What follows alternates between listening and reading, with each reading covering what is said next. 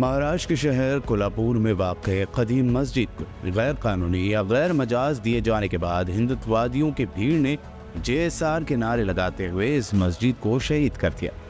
इसके बाद कल दंगाइयों की इस भीड़ ने कोल्हापुर के गजापुर इलाकों में मुसलमानों की इमदाद पर हमला किया, जिसमें बड़े पैमाने पर नुकसान हुआ है। इस दरमियान मजलिस इत्तेहादुल मुस्लिमीन के सदर असदुद्दीन ओवैसी ने मस्जिद पर हमले पर एक्स पर पोस्ट करते हुए लिखा कि 6 दिसंबर जारी है। महाराष्ट्र हुकूमत को इसकी कोई फिक्र नहीं। टेररिस्ट अटैक है मस्जिद के ऊपर और 6 दिसंबर कंटिन्यू हो रहा है और वहां पर शिंदे और फडणवीस की बीजेपी की सरकार है और उस सरकार की वजह से ये सब हमले मस्जिदों पर किए जा रहे हैं।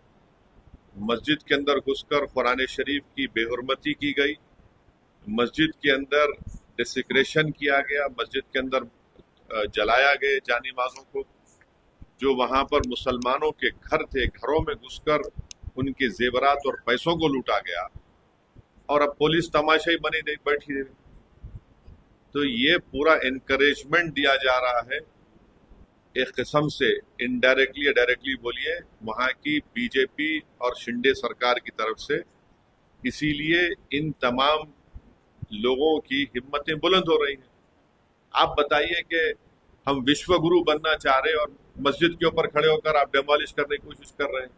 हम विश्व गुरु बनना चाह रहे, थर्ड इकोनॉमी बनना चाह रहे और मस्जिद के अंदर घुस के आप कुरान शरीफ को जला रहे हैं। कौन सा विश्व गुरु, कौन सी ये बातें कर रहे हैं? डेलिब्रेट टारगेटिंग है मुसलमानों के और रिलीजियस प्लेस की। इसको इस बात को साबित करता है। केस बुक करे, कितनों को अरेस्ट करे आप? हर वक्त यहाँ पर पिछले 8 महीने से उठा के देख लो, महाराष्ट्र में मस्जिदों को टारगेट किया जा रहा है और वहां की सरकार कुछ नहीं कर रही है, खामोश तमाशे बने बैठी हुई। तो इसीलिए मैंने कल ये बात कही है कि अब आने वाले विधानसभा के चुनाव में महाराष्ट्र के मुसलमानों को MIM पार्टी कैंडिडेट्स को आप कामयाब करिए। कोई तो आवाज उठाए ना।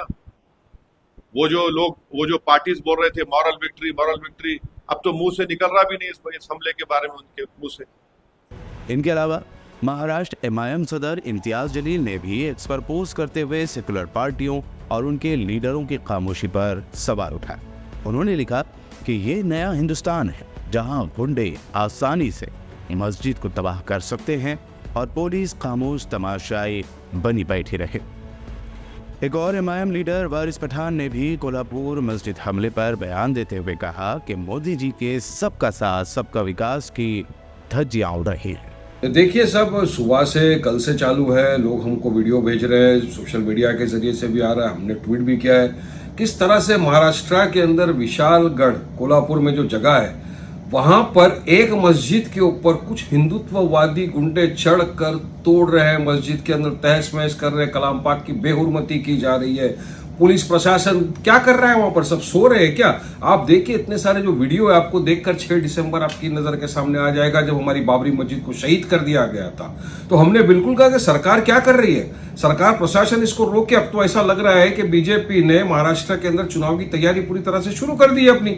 उनका तो ये दंगा इधर ही शुरू रहेगा, वो डेवलपमेंट की तो कुछ बात ही नहीं कर रहे। अब इतनी बड़ी घटना हो गई है, हमने मांग की है कि जो भी ये हिंदुत्ववादी गुंडे थे जो JSR के नारे लगाकर मस्जिद के अंदर घुसे, इस तरह का किया, उनके खिलाफ सख्त कार्रवाई की जाए। सबसे पहले उनको हिरासत में लिया जाए, उनको जेल में डाला जाए और सख्त कार्रवाई करके उनको सजा दी जाए।